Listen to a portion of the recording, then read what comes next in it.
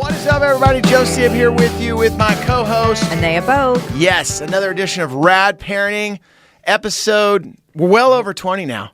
That's Can you believe that? Insane. Yeah. We are having so much fun. Too much fun. Oh. Hey, we had fun yesterday at my 4th of July party. We did? Oh my gosh, this is the follow-up. Did we talk about the 4th of July party on the last episode? Yeah, we did. This is truly the follow-up. This I love is the it. follow-up. Okay, epic party. I don't know if your daughter's was anywhere near that great. I was like, oh my gosh, this is what happens when you like actually invest in a space and you build like tree houses and you have pool parties for your children. I've been doing, I think, a slightly different version here in LA. But anyway, it was awesome. We had so much fun. It was really, really great. Yeah, all I got to say is it was 2 days of setup, and then today, so I could be here in the studio in time to do this, got up at 5:30, which... You know, I'm not like a 5:30 guy. Like I have a rule, like if it says 6:01, I'm cool. But anything with a 5 in it, I'm like... No go. So everyone though, and I didn't know this till midway through the party yesterday. Oh, hey, Dad, we're all going to Disneyland tomorrow. I'm like, really? And then they all left this morning at 6:30, and I just walked out to the backyard, and it looked like a scene out of a movie. Like just everything I'm not everywhere. Surprised. Yeah. What about those desserts? There were so many desserts. I'm not really a dessert guy, though. Oh my God, I am. Yeah. And when that fresh, warm strawberry pie arrived at the party, yeah, I couldn't get to a quick For everyone listening, like literally when this pie showed up, I saw another side of Anea. She like followed the woman into the house, and the woman was still saying hi to Karen, and you were, can I have a piece? Can I have a piece? Stop. Like you were literally, you're stalking a little bit. It was a little weird. I was like, have a drink for, nope, need some strawberry. It was still hot. The lady was like... It was insane. She was very flattered, yeah, I think. It was great. Anyway, and then how about my little one wrapping up the... Don't give her a mic. I'm going to tell you guys... She's seen me on a mic, and she thinks she can just... Well, in last week's show, we talked about your one daughter turning 20. Yep. And it was great to meet your youngest, because your youngest was just immediately in the party, had at one point a mask on, swimming in the pool with like a dolphin. Mermaid tail. And then she said, I like talking into the microphone. And she said, you want to go talk on the microphone right now? Because we had a band playing and we had all this PA set up. Full stage. It's awesome. And I said, do you want to go on stage right now and talk? And she said, yes. And it was and I didn't realize this until later. She went up there and she thanked everyone for coming to the party. And I think she thanked everyone so much for coming to the party, because then the party ended. Do you realize everyone left? And I was like... They thought you brought her up there to wrap it up. They thought it was over. And I was like, wow, what a great way to get everyone to get out of my backyard. It was like awesome. 7. They split. Yeah, it was like 7:30. Oh my gosh. Yeah, and then finally I got to chill. But we wanted to follow up with that and let you guys know that we had a great 4th of July. If you guys remember the episode before last, and we talked about it last week, we did a whole episode on self-defense and how important it is and why it's something that all of your children need to learn. And not just for the girls only, for the boys, for everyone mixed up. And why it is such an important factor in raising your kids. And that was our self-defense episode. We talked about it last week, that we would have our guest in here, Ellen Snortland. Did I say that right? You got it. Did I nail it? Yep. She's been patiently sitting there where we talked about 4th of July. And we're going to talk about your whole organization, Impact Personal Safety. What I'm so excited about is that I thought that you just did Impact Personal Safety. That was all you've done. And then when Anea and I started talking, you had a whole other life here in Hollywood that led you to start Impact Personal Safety. Yeah, let's just start there. I say we start such a great story. And thanks for being here the day after 4th of July. Oh, Yeah. You're welcome. You know, I just want to back up a little bit, because I didn't start Impact Personal Safety. Okay. And the reason I'm into self-defense, it's multifaceted, really. I grew up with the last name, which I spell phonetically for people, Snortland, okay? So that which does not kill you makes you strong. So I was bullied incessantly for that last name. So I know what it's like to be bullied, and I know what it feels like to not have any tools to handle bullies. And so I used my wit, and I became the class clown to handle Ellen Snortland, right? So there's that factor. And then I did not start Impact Personal Safety. I was lucky enough to stumble upon it when I, as a segment producer for a big-time talk show, had my staff search for the best self-defense program on the planet. So you're having one job, and at that point, the people that are working for you, you wanted to find out, hey, I want to find out a way to protect myself. So you use those resources of finding the best organization. Yes, and to do a segment on it. Cool. Okay, but So it was legit. Let's not make it sound like it no. wasn't I mean, legit. now here's the thing. Why did I come into the office and say, Yes. find me the best self-defense? Yep. Well, the night before, my husband and I, being Los Angeles, were in 2 separate cars. We came home at midnight, straight up on the clock. And he pulled into our skinny driveway and got all the way to the back first. And then I followed him. And all of a sudden, I hear him knocking on the driver's side door where I was driving. Mm-hmm. And he says, stay in the car. Look, somebody's broken into the house. Now, it's deep midnight, pitch black, in a Craftsman that is 3 blocks east of MacArthur Park, which is not dissimilar to Beirut during the war. It is so violent in that neighborhood. And I've been living there that's a whole nother story. But sure enough, I look over and there's a brick on the ground and there is a cracked window. Somebody had used the brick to break in. And so he goes into the house. He tells me to stay put. And I shook myself out of my princess mode. Oh, he'll handle it. Right. What was he going to do? Go in and wrestle somebody? I mean, he'd had high school wrestling. That's it. He didn't know anything about self-protection or handling violence. We should have backed out of the driveway and gone to the police. Mm-hmm. But no. When people are under stress, they default to rigid gender roles. And for men, they are requested and required and raised to be the protector, and girls are raised to be the protected. That's basically still very, very rigidly in place. But more about that later. Anyway, so I get out of the car and I go, what kind of wife am I? I love this man and he's in danger, so I'm going to go in. So I open the door, and as I am crossing the threshold, a man in a ski mask comes up the basement stairs, raises a knife, and is ready to plunge it into me. I froze, which is a typical response. Whoa. And a little voice in my head goes, do something, do it now. And I screamed so loudly that man dropped the knife, grabbed his ears, and ran like heck. So your scream Wow. saved your life. Yes, and I told the police officers, look for a guy with bleeding ears somewhere in an ER, and you got your guy, because this is no small thing. Because I have a degree in theater and film, and I'm an actor and all that kind of stuff, so I know how to scream. And so, my husband was in another part of the house. He didn't know if he was going to find me dead or alive. Oh, So it was gosh. terrifying. And every single thing you see in a movie came true. There's a freeze response, and everything slows down. That's called tachypsychia. I mean, his knife, the street light glinted on the blade. I mean, it was like one of those movie moments, right? Jeez. Anyway, so Greg, my second husband, now my ex-husband, came down, and he really didn't know what he was going to find. And what he found was I had slumped to the ground, and I was shaking because I had a huge cortisol and adrenaline dump, Yes, which is what yes. happens.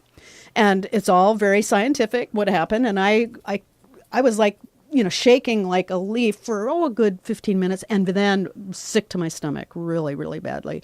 And Greg said, you know what, I'm going to give you a self-defense class for your birthday. So, I want you to find the best one there is. And so I went to work the next day, and I became obsessed. Mm-hmm. And I asked every single woman, do you know how to protect yourself? Do you know how to protect yourself? And we had a big staff, maybe 60 people. And not one woman said, yeah, I think I could handle myself. Wow. And every man said, oh, yeah, which I know a bunch of them were lying. I'm telling you right now, I can't. Straight up, when you said your husband went in, the first thing I said was, I wouldn't have done that. And then when you said, it's a male response, I don't have that. I'm like, Well, you have I a ain't lick going of in there. sense. No, I don't know. Whenever you read the stories about policemen or firemen, I have so much respect for those people that they just put fear behind them, men and women, and then go straight in there. So when you said that, Yeah. now can I ask you a question? When you said you became obsessed, Yeah. did you just literally start asking everyone? Everybody in the Because that grocery is such store. a great thing to ask someone. Hey, do you know how to protect yourself? Because Right. right now, when you said that, I was like, I don't know if I could. Yep. Yeah. Well, that is a much more powerful place to come from than, yeah, I know how.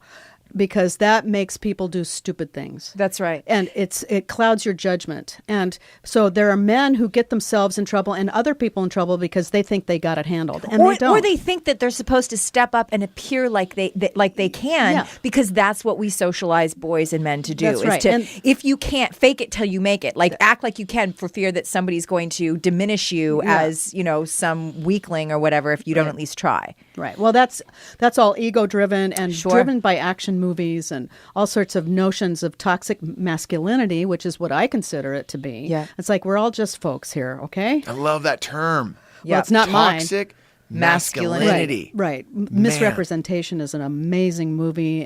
Jennifer Newsom has been key in identifying toxic masculinity, although a lot of women have been talking about it for a long time. So can you define that, please? Yeah, I've never heard that before. It's the masculinity that has men dehumanize themselves. It's like you can't cry, you can't show weakness. You got to go in and get the bad guy. Yeah, and you can't ask for directions, and you have to appear to be a lot more or a lot better or a lot superior, basically. Yeah. And it's one of the poisonous parts of the dominating culture, which is, we're really just all folks. And that's part of my mission, which is to normalize not only self-defense, but men as being just our brothers and fathers and nephews and loved ones, really. Absolutely. And I think to that point, I think when we say toxic masculinity, we need to be really clear that toxicity is not just about because some people go to, that affects women negatively. What you're saying is it's also toxic to the men themselves because it's limiting them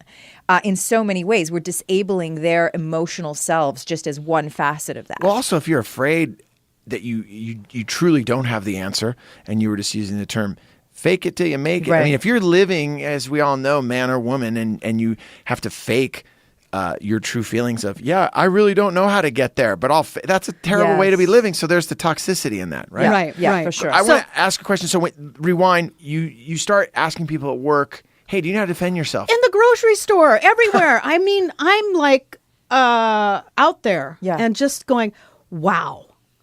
I need to find out why this is, why 100% of the women say they can't, and most of the men say they can. I need to read a book, because that's my go-to. I read books. I am a voracious reader. I have my law degree. I passed the bar exam, knew I didn't want to do that, got into entertainment. But I had never run across anything that explained why women think of themselves as defenseless and men think of themselves as the answer. Right. Because clearly... And here we have a society that we're surrounded by images of violence, not only in entertainment, entertaining to whom, but the news. Mm-hmm. And I was also a journalist. So, I have a lot of different elements of my background that had it kind of have me be the perfect person to write this book. So since I couldn't find a book that would explain it to me, as Toni Morrison says, is that if you can't find the book you want to read, you got to write it. So I wrote it. And that's how I wrote Beauty Bites Beast. And it's not a how-to book. It's a how come we raise boys and girls so differently so that women and girls think of themselves as helpless. Yes. And we're creating a dependency that is as pernicious as convincing girls that they can't be independent financially. There are some pillar issues that if you convince a group of people that they can't do something, it's so debilitating that, it takes something. It takes real, for lack of a better word, gumption to get yourself out of that rut. Right. Got all of this inspired by such a scary, tragic moment. And then you go on this journey asking everyone about, but I want to get into when did you say, all right, I got to figure out how to protect myself? With writing the book and everything. But at that point, getting I want to do something about it right now. I'm going to learn how to protect myself. Well, what happened is that when my research staff found what is now called Impact Personal Safety. What was it called then? Anything different? Yes. It was called model mugging. Which, interesting. It's like, what do you jump? Because of the padded men? Yes. You jump lovely tall women. It was like, I didn't get Wow. it. And there's still, model mugging is still out there, but that's not us. That's not, okay. Because we branched off into what we call now empowerment self-defense, which is particularly keyed into the socialization that we do both on women and men. And we also make sure that the girls and the boys get to see women teaching. We always teach in pairs of men and women so that they see that men are part of the solution and that women know what they're talking about with this too. And sometimes we know better than the men do because they have not walked a mile in our pumps, but we have, and we know the little subtle things. And there are reports that there are well-meaning but clueless, frequently male martial artists that go, yeah, I can teach you. It probably won't work for you because you're not as big and strong and blah, blah, blah. They don't think that that's damaging, but see, women already regard themselves as not able. So to say something like that in the context of teaching is really undermining, and not like they're being mean. They think that maybe warning them that they're probably not going to be able to do this, but I'll teach it anyway. And one of the things I do with my movie is that we show men and women in partnership teaching, because the key factor here is that if a woman sees a man do a move, it's the same move a woman would probably make, but she's probably not going to say, well, if he can do it, I can do it. Not necessarily a given. Mm-hmm. But if she sees me doing it, she goes, oh, if she can do it, I can do it. And I think it goes back to what you said at the beginning, even in the original situation that you went into, that was a partnership. You were coming home with your husband. Right. You know, if the two of you know how to both go in and not handle a situation like you guys both were faced with, but at least both going in, knowing how to protect yourself, that right there's that partnership. So I could only imagine watching a couple and learning from them. If you're, a man or a woman, you could see, okay, the move that, that I thought I couldn't do, I might be able to do. Yeah, and we do at Impact Personal Safety, who, by the way, is led by my co-author. Thank you. I was going, what's that word? What is co-author? Lisa Gaeta. We have a class given occasionally, which is a partners class. And the prerequisite, of course, is the man doing the men's basic and the woman doing the women's basics. But we have code words, and the expectation for most perpetrators is that they're going to ignore the woman and take on the man. And it's like, oh, that's a really silly mistake. Because, for instance, in my partnership with my dear husband, I'm far more formidable than he is. And, it's not that he's not able, because he is, but the element of surprise. And absolutely. I'm really fast and ferocious. Yeah. Yeah. Yeah, I can tell right now, just sitting across from you, that you could move quick. You don't want to mess. Yeah, I don't even want to get up too fast from my seat right now. I know. That's because you're like I said before, you have a lick of sense. A lick of sense. Yeah. Gosh. Okay, so let's talk about. So you go ahead and you write Beauty Bites Beast, and you discover that these are the facts, that we are socializing boys and girls differently, and this is contributing to what's happening out in the world in terms of violence, in terms of attacks. I gotta say, and why is that? I mean, I know that we know that's happening, but is that what's the agenda behind that? Why? Man. That's a big question. Is that too long of a show? You got a couple weeks? Yeah. I mean, go ahead, Alan. Primarily, I have a whole chapter on... just a broad stroke of why is that message being pushed out there? It's not... Still. Yeah.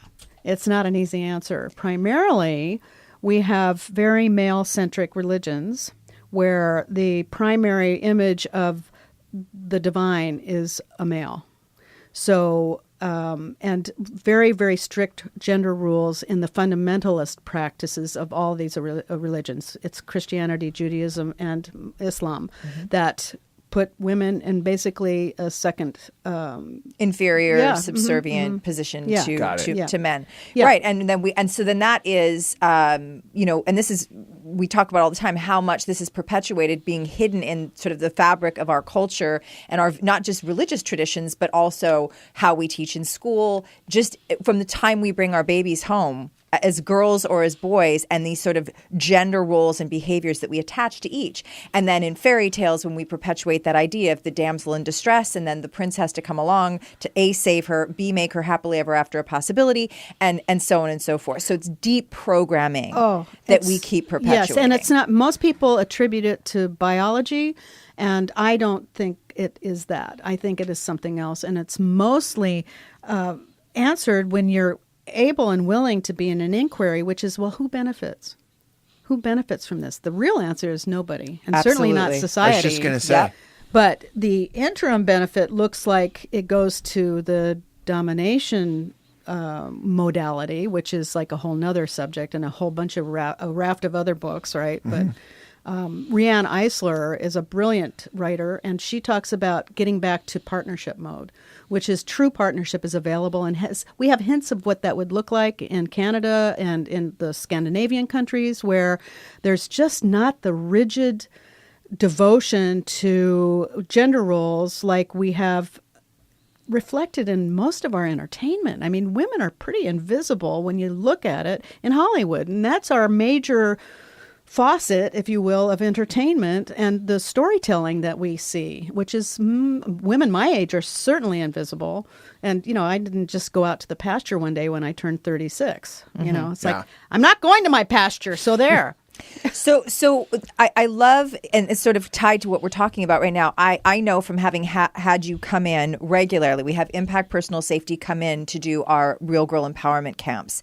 So there is a 90-minute segment dedicated. Walk me through that. If I was there, incredible, and I'm a part of it. I'm a young girl, young boy, and all of a sudden, okay, Impact Safety, Impact Personal Safety's coming in today. What happens? Okay, so first of all, it's part of our ninth module in the Real Girl program is basically discovering your strengths or owning your strengths. And so we do this whole warrior woman presentation, and then Impact comes in, often Ellen, we're very fortunate to have her, and then one of the padded men, these incredible men that have dedicated themselves to being really highly trained and wearing these pads. And we'll talk about why they're so important in a moment. But one of the things that Ellen says at the beginning is, when you, and correct me if I get any of this wrong, but these are the things that stick with me. If you picked up a cat and the cat didn't want you to hold it, what would it do? It would claw at you. It would let you know. It would meow really loudly or whatever.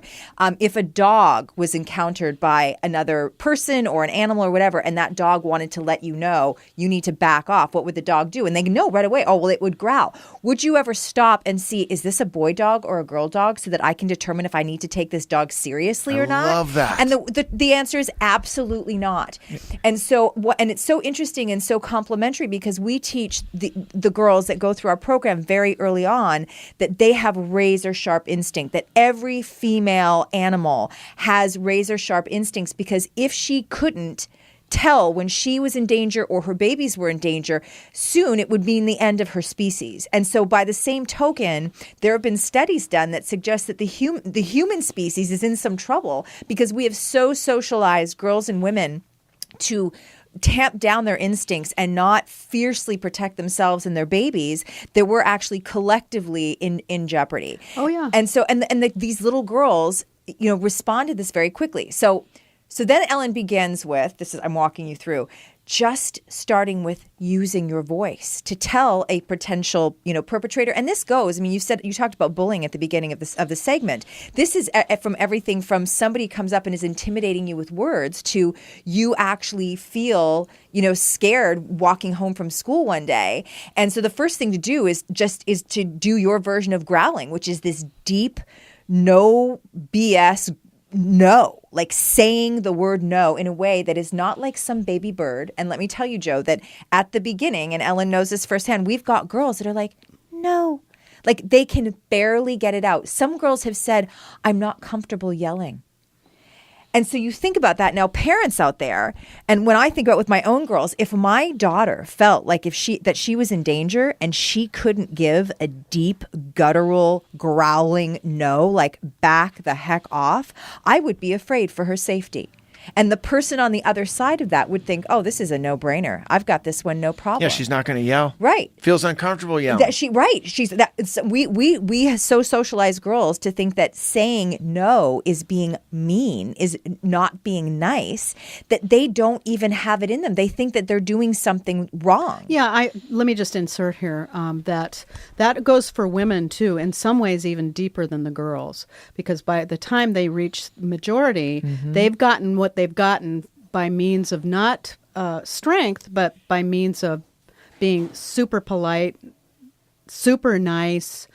I mean, nice under the most terrible of conditions, which I'm not anti-nice. It's just not the best tool for every job, right? Yeah, and like you just said, by the time a girl's turned into a woman, if she's uncomfortable yelling when she was a teen, that's right. She's not going to be at 35 it's or 25 so now deeply cool programmed. with it. Right. Exactly. And the other thing too is that when you are experiencing an adrenaline rush, it's not a chemical that makes you articulate. It makes you freeze. I was just going to ask you, do you ever have situations where people have taken the class and they've learned it, and then a situation happened and they could have protected themselves, but when it actually goes down, bad guy situation happening, that the person freezes? Or do you go into an instinct mode if you've learned it? Well, I was getting that. Okay. And that's why we practice. We don't train your brains. We do train your brains, but we train your body. So a good example is that once you learn how to swim, unless you have brain damage, you can't unlearn how to swim. So it's like a muscle memory almost. That's right. It's Love completely muscle memory. Yeah. So I don't even worry about somebody remembering what to do, because I've worked with them so many times in 90 minutes in the Real Girl camps, for instance. It'll be in their body forever. Yeah. Now, Wow. would I like them to take a longer class? Absolutely. But it's not rocket science. It is biologically Mother Nature's gift to everybody to want to protect oneself. Yeah. And you do have to give them tools. You're not born swimming. That's right. However, most people, once they're given some basics, will never forget it once they learn it. The same thing goes for physical self-defense. And you must practice yelling no. It's not going to come to you, because we're so programmed, and our brains are so plastic. We've seen enough screams in movies. We've seen enough things that we're always learning, and we're always applying it to ourselves. And so once you've practiced yelling no, you don't have to come up with it when it's happening. You will already have it accessible. Right. And I think that applies. So we see it most prevalently among girls because of the way that we program them, that they're supposed to be nice, whereas we give boys permission to be more aggressive or demonstrate anger or back off.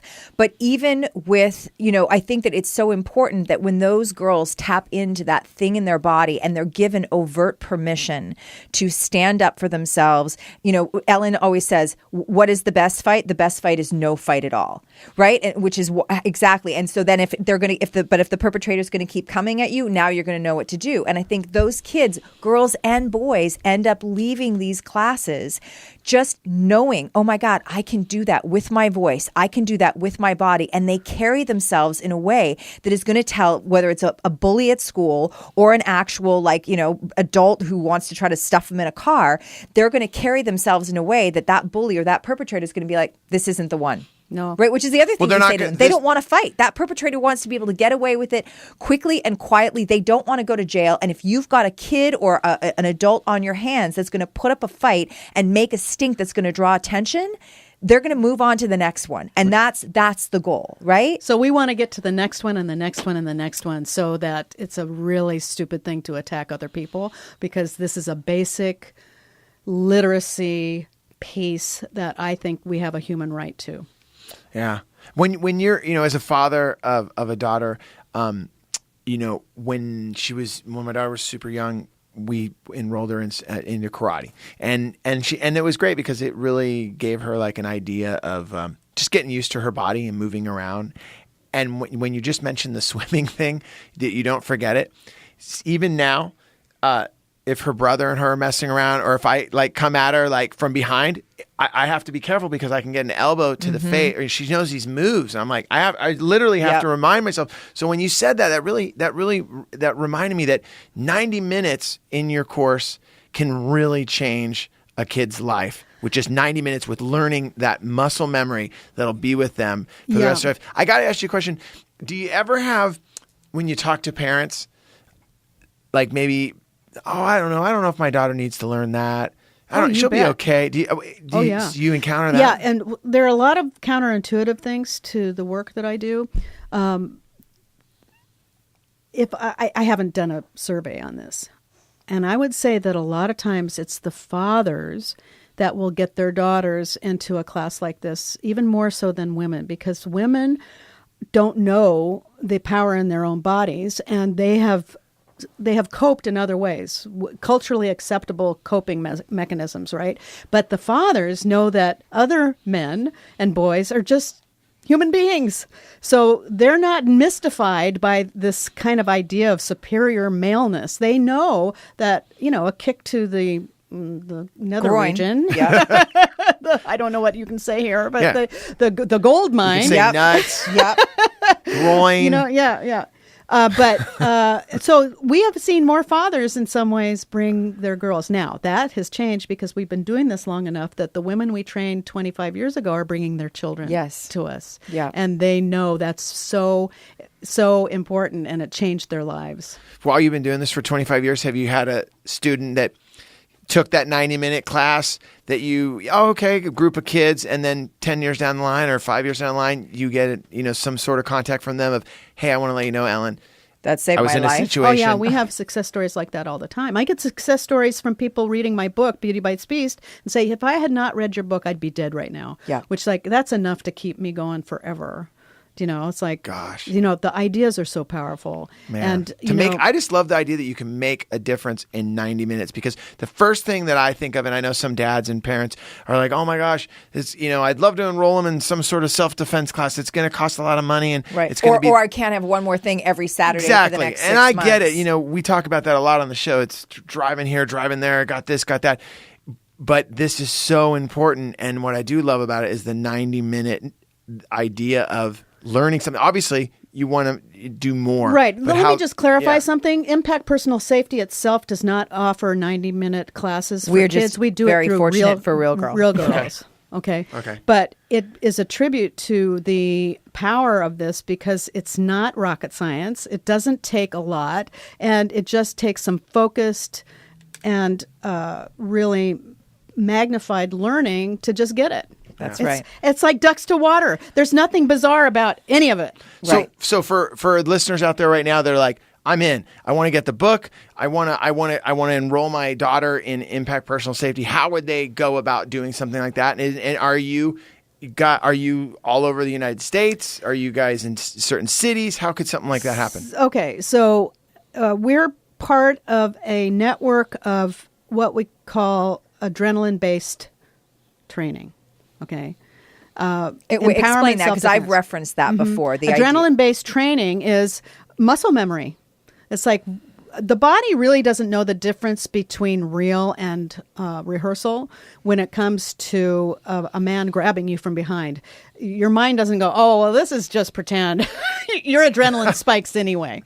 And this is what all first responders do. They approximate dangerous situations as closely as they can so they get their adrenaline out and over with in practicing. Okay, so that's what we do. This is adrenaline state training. And Impact Personal Safety Los Angeles is Impact Personal Safety Los Angeles. We have affiliates all over the United States. I wish we were in more cities, but there are, New York City, Bay Area. Where could they go to find ImpactPersonalSafety.com. ImpactPersonalSafety.com. Mm-hmm, all you one start word. There. Okay. Mm-hmm. It's all one word. Right. Mm-hmm. Okay. And they could also Google adrenaline-based self-defense. I mean, would that be? I really want, because if they do that, yeah, I want to make sure they have women teaching also. Okay, and tell us why that's important. Well, I talked about it earlier, and that is little girls, when they see a guy do something, don't necessarily go, oh, well, if he can do that, yeah, I can do it. Not necessarily, especially if you have a well-meaning yet clueless male teacher saying, yeah, well, this probably wouldn't work, but they already feel that way. Yes.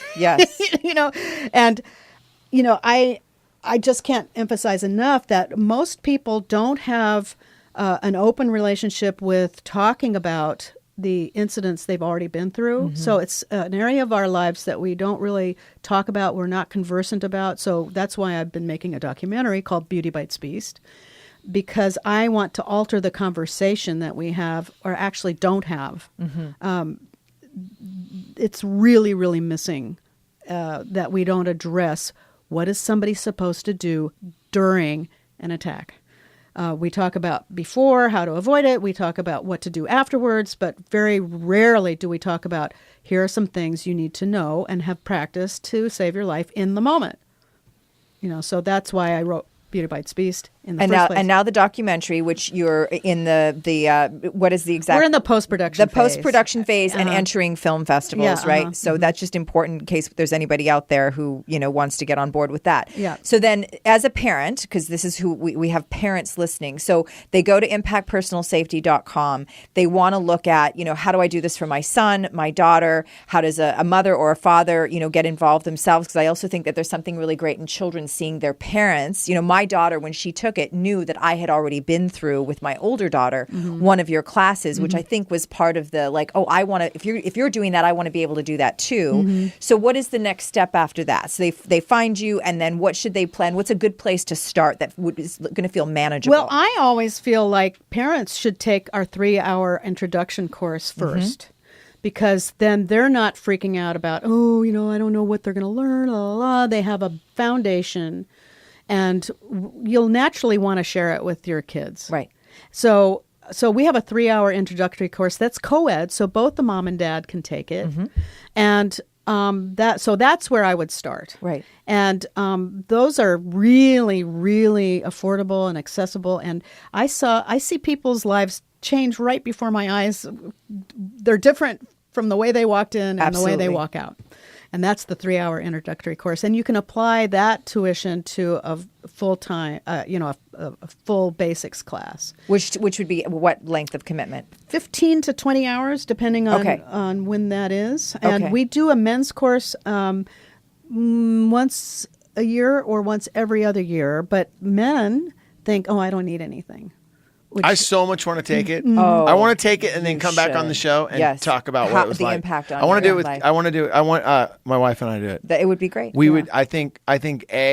Both of us need those tools so that if we were ever faced with the situation that you were faced with in that garage, and we went into the house, obviously we talked about. I wouldn't have been like, I got to go in. I would have been like, we're out of here. Yeah, she'd be like, where are you going? No. Joe, come back. There's no one here. There could be.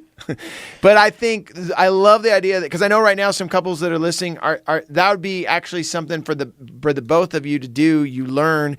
And then when your kids see that mom and dad have done it, I love what you're saying. I know what my son or daughter is going to learn because I already took the class. Right. Yeah. Anytime you demystify something, it just makes a huge difference. Absolutely. Because people have ideas and notions about what self-defense is that it's just not accurate. And I got to say this, Ellen, the thing that you keep saying with swimming, and I know Anea brought it up, it's so true. You spend the money on the swim lessons. We've all done that. Yes. You got to have swim camp. This is the summer you're going to learn to swim. So right now, people that are listening, this is the summer that you learn about self-defense. Right. Because you know what? You're spending the money on a lot of the camps that, let's be honest, I don't know if they are going to be the greatest singer in the world right now. I don't know if they're going to be the drama person that you think they are. Or the best athlete. Absolutely. Or whatever. Hey, you know what? I paid for basketball camp this summer, and it's great, but I don't know if a Lakers jersey's ever showing up in the mail. I don't know about that. But I do know this, is that self-defense, that situation is more likely to happen with my wife, myself, my son, or my daughter. And I feel like with Impact Personal Safety,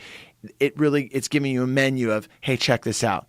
You don't have to make this your life. We're not getting karate and the purple belt and all that, because I know that's a lot of time. We are very supportive of people doing martial arts. Great discipline, wonderful athletes come out of that foundation. It teaches so many things. That's not us.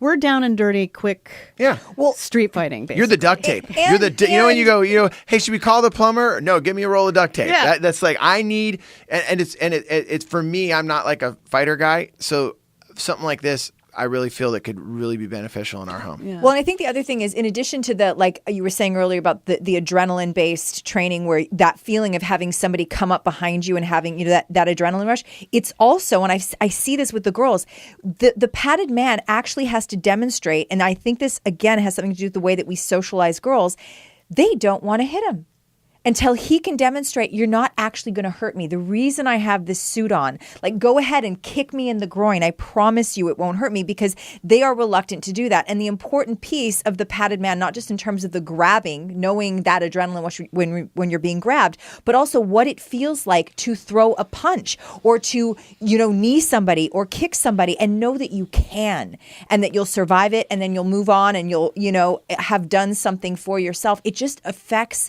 you on so many different levels. I have to pull something away from what you just said, because we have to unteach this every time we do a class. You said throw a punch. I knew you were going to say that. Well, it's important because little girls will be breaking their hands, and so will little boys, because that's what they see. They see people throwing punches. People who throw punches are trained highly to not break their hands. Right. And what we teach are eye strikes and heel palms, which is you are less apt to hurt yourself. And we have to unteach all these punches that we see, because they've seen movies, they've seen cartoons where people throw punches. Right. Yeah. And, you know, so I'm kind of on a mission to end punching. And punching. End punching. End punching. End punching. That's what it's about. Okay, so your kids spend some time in water. They spend a lot more time just walking around the planet. And if you want your kids to not only be safe, but be able to walk around knowing that they have the ability to protect their precious selves every moment, to deter bullies, to deter perpetrators, this is an essential act of parenting for our children. So important, so important. And Alan, I got to thank you so much for taking the time. The book pleasure. that you guys got to check out is Beauty Bites Beast, also documentary. That's going to be, we'll be letting you guys know as soon as Alan knows. And the to give us Safety date. Godmothers is the Safety second Godmothers. That's the second book. The Safety Godmothers, we wrote to share, parents to share with their kids. It's reader friendly. It's for young adults from middle school on. Awesome. And the parents that read it with each other and with their kids are just blown away. Brilliant. Yeah. So we've got information on rad parenting today. We've got tools on rad parenting I got to say this, today. man. My word that I'm taking from this show: toxic masculinity. Yes. If I was going to start a new band and I was 15 again, I'd toxic Absolutely. masculinity opening for Bad Religion, Mohawk, just boom. Nice. Oh my gosh, I love that. I got to ask you guys one thing. You keep saying the padded man. Oh. Before we split, can Alan, can you Sure. give me Yeah, a description sure. of We have- the padded? Is it like the Michelin Man coming in? Well, like, people of. have said that Yeah. before. We have specially designed armored suits for our male instructors from head to toe, so that they can take fight after fight after fight after fight without, damaging themselves. And because if they did what they do without it, there would be one fight and one fight only, and they're out of there. So it's, made to take a licking and keep on ticking. So shout out to all the guys that are the padded men. You bet. And they are very, very rare people. They need to be psychologically prepared to have people beat them up and to say terrible things. That's another thing we do. We inoculate people against language that is meant to freeze people and to intimidate people. Perpetrators and predators, they know if they say something bad enough to some people that will freeze them enough that they can just overtake them. Mm-hmm. So it's a tactic. So the padded So men are many they're throwing out the vocabulary that bet. an attacker might use, Yeah. and it's the whole Yeah. that's the whole Whole thing. thing. If you do anything, I'll hurt your parents. I mean, there are threats. There are things that get said to children.